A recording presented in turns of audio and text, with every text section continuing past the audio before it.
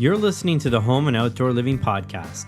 I'm your host, Michael Garcia, and my goal is to educate you on various home living topics and provide you with actionable steps to take in your projects. If you're a homeowner, you're in the right place. On to today's episode. Welcome back, everybody. Today we have a special guest. We've got the owner of Aquascape. We've got water feature pioneer and water gardening YouTuber, Greg Wittstock. Thanks for joining us today. Hey, Michael. Thanks for having me. It's exciting.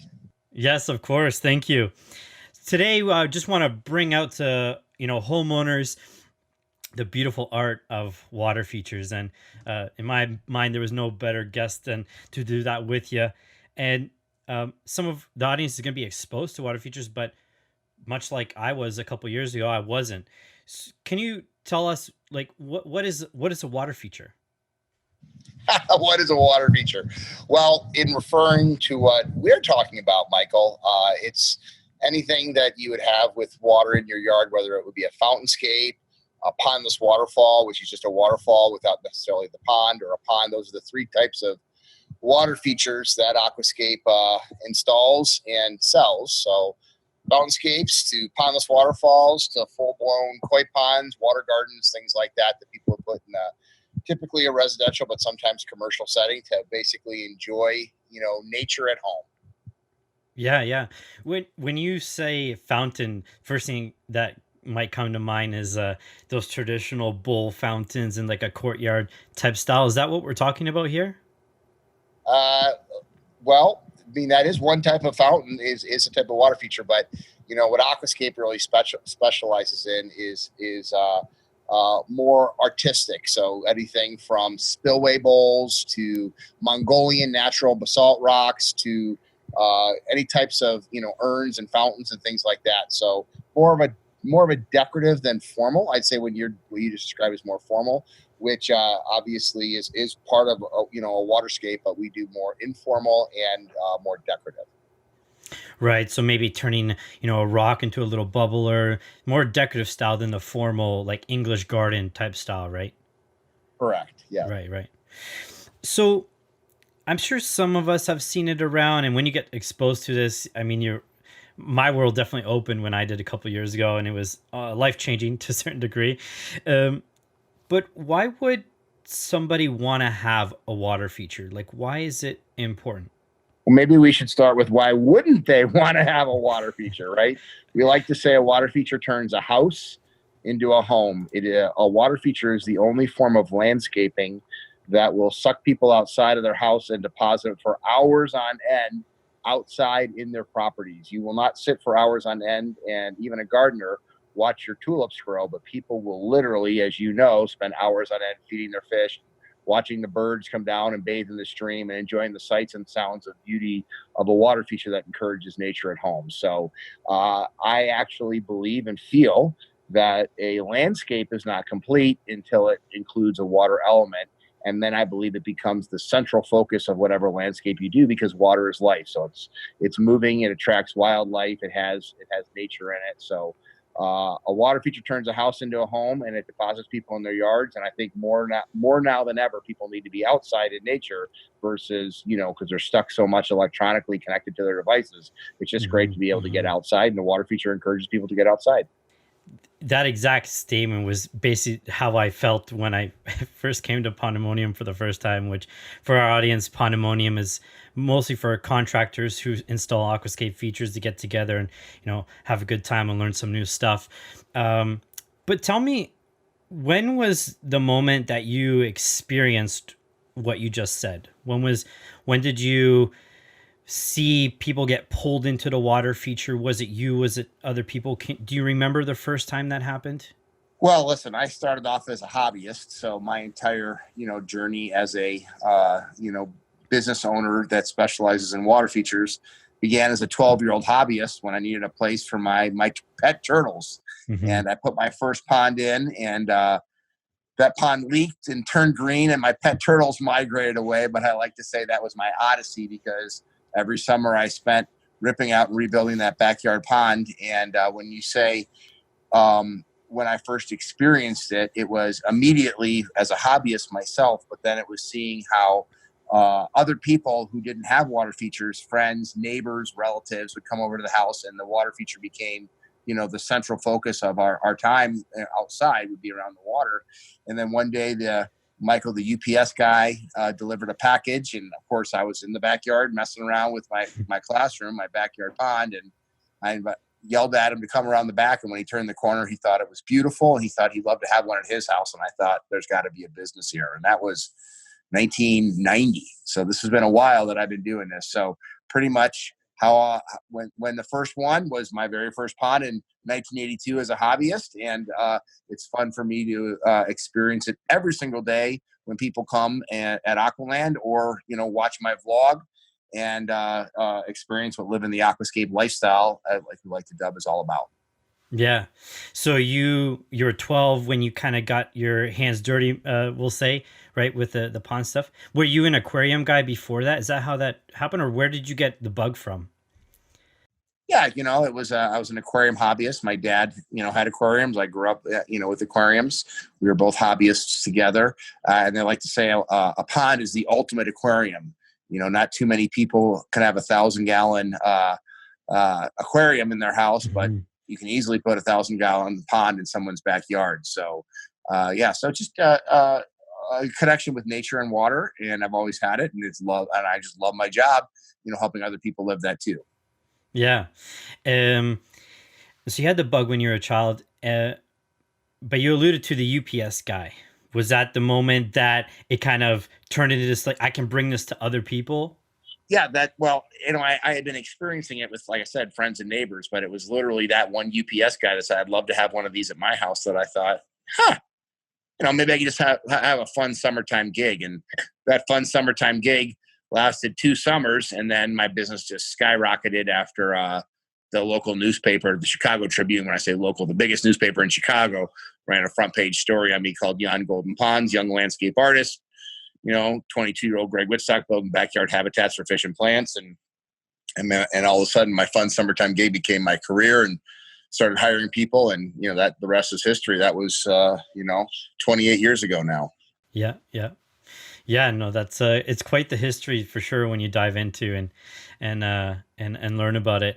And so what would be maybe a couple, one or two, three things that um when somebody gets one of these features in the yard, they get to experience it for the first time, and maybe even you talk to them a year later or a couple years later, what are some of the common things they say to you about, the experience? Well, you know, it's interesting because it depends on the person, because a lot of times uh, when we're called out as a contractor, it's to fix a pond that isn't working for whatever reason. It might Mhm. be old and dated. It might be built out of the wrong materials. Someone might have bought a house that had one. They didn't know how to take care of it. So, that's a different impression than necessarily a brand new customer that's never, lived with that water feature before. But, the number one thing, which I think everybody that has a water feature that is properly built is it just relaxes them. Right. And I think today more than ever, people need that relaxation because of, Yeah. how busy and how stressed out life is. And why have to go to the forest preserve when you can just go, walk out your back patio and be able to sit and relax by it. So the relaxation would be the number one, reason that people get a water feature. It's funny you say that too, because when I was first learning about this world, I didn't grow up around any of this pond stuff. I mean, when I was a kid, we went to camping and stuff like that. You would see water in the streams and lakes and rivers and that type of thing, but I never saw it in someone's backyard. We just never exposed to it.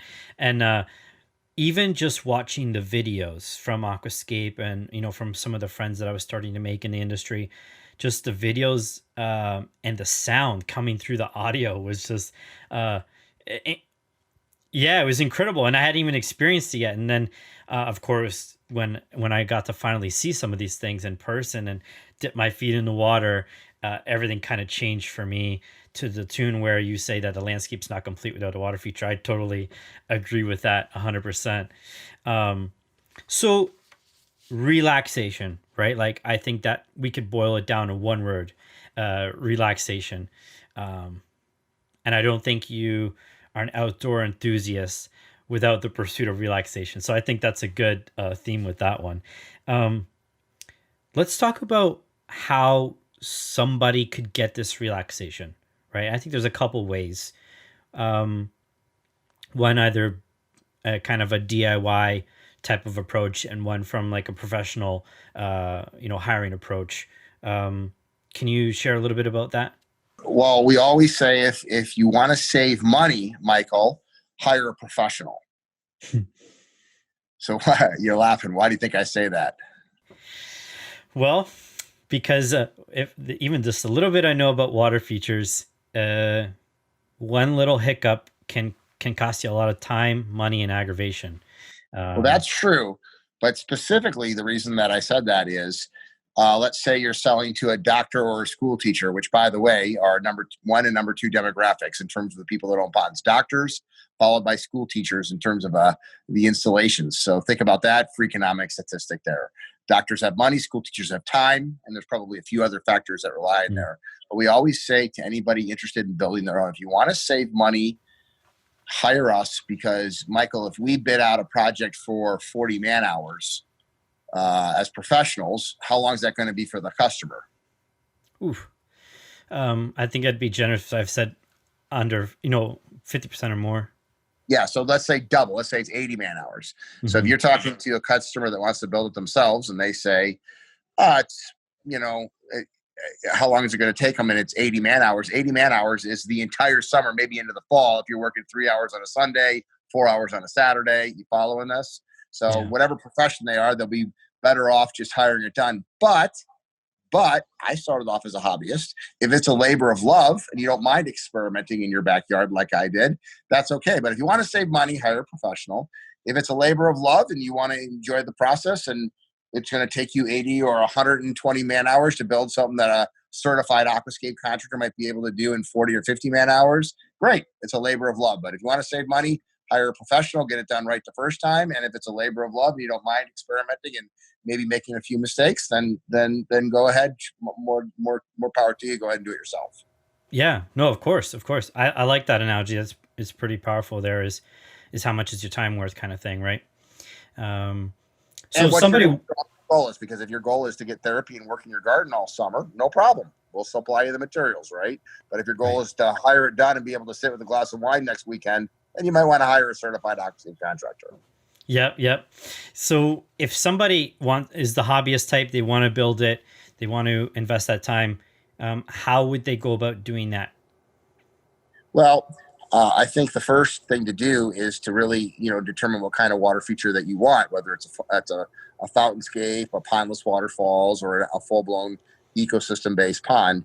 And that's exactly why I have multiple channels at Aquascape. Greg Wittstock, the pond guy, is basically showcasing how consumers live the aquascape lifestyle, what they enjoy about their different types of water features. And I'll have all three. I'll have fountainscapes, I'll have pondless, and I'll have ponds on that. And then if they're interested in building it themselves, that's why we have the Team Aquascape channel. It's how we professionally go out and install people's water features, but it's the tricks and the how-tos. And then the third channel is the ecology, which is just Ed Ballou, the pond professor. So what's nice about technology is people can watch vlogs or listen to podcasts like this or watch vlogs on their lunch breaks or however long they want to. If you're a serious person pursuing this, you could spend a month watching just hundreds of videos and get an understanding of what's involved with the water feature. So I would say the research involved is watch YouTube, listen to podcasts like this one or mine, and then determine what kind of water feature that you want, and then of course just determine if you want to hire it done or it's going to be a labor of love. Yeah, no, I love that. The YouTube channel is definitely huge. I've had people call, our company and say, "Hey, I saw this video with Greg, this pond, the one that the most recent one was the dog pond a little while ago." We've Which had a they, couple on there, but yeah, because of yeah, course a lot of times pond people are dog people too. yep, yep. So after they do the research part, where can they find, the supplies to build, the aquascape? Uh, aquascapeinc.com, so inc.com. It's hire a contractor, or you can buy the products right there on that website. Yep. So on the website, there's a spot for finding a contractor, right? Yep, finding a contractor, and then also you can order online. It's fulfilled by our retailers that are out there, but yeah, just online. Everything's online. Yep. Yep. Okay. Um, when it comes to seeking out, you alluded to earlier, a certified aquascape contractor. Um, any tips for a homeowner or consumer that they should, what questions to ask, where to find them? You're really, yeah, you just go to the website, and they're all listed. There are hundreds of different guys around, and what you're really looking for is someone that whose vision that you agree with. Who, it's kind of like, you would, it, if you hit it off. So, we treat, Yeah. everybody is a different personality, a different style. No two certified octave contractors are alike. No two people are alike. So it's really just somebody that you feel comfortable with.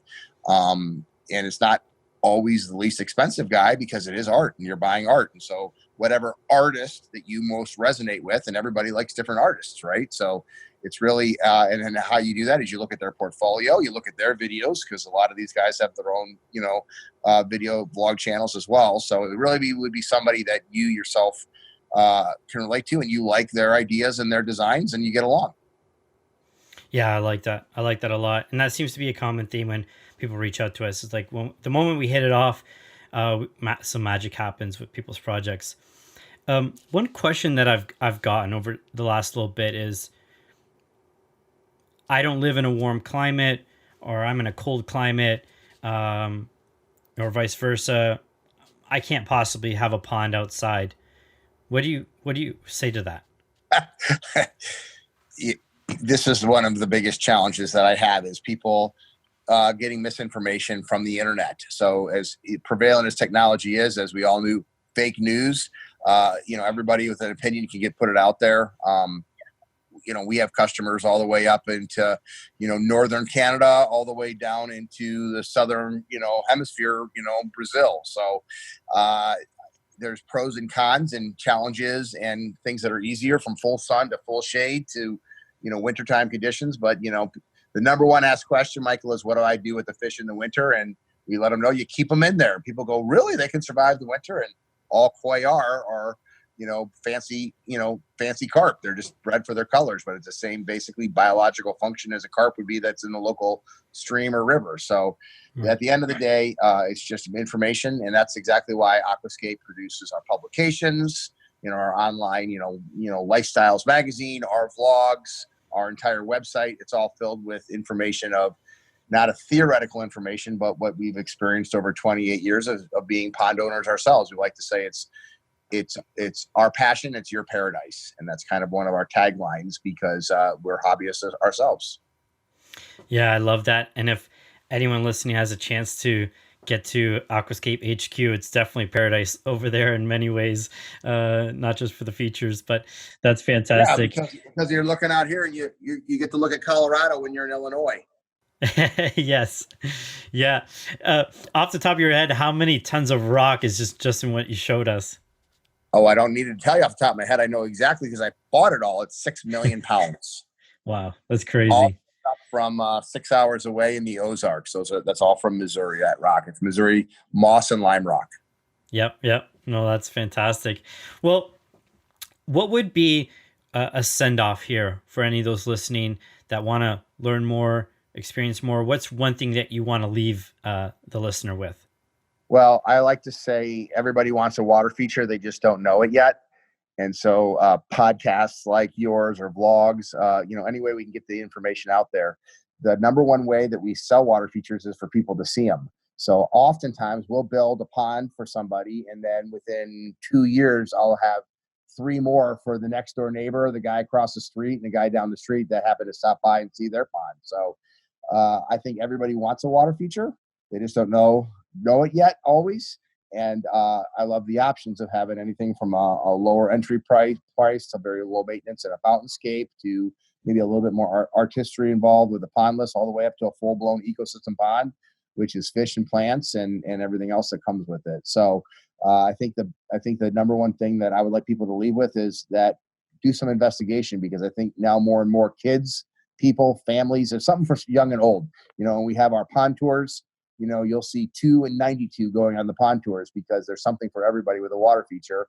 And instead of, having to go to a park to enjoy nature, why don't you bring nature home where you're at, which is putting in a water feature to attract it in your backyard. So to close, I would just say, educate yourself on the different types of water features, and then find a contractor that can do it for you, or have a labor of love and do it for yourself.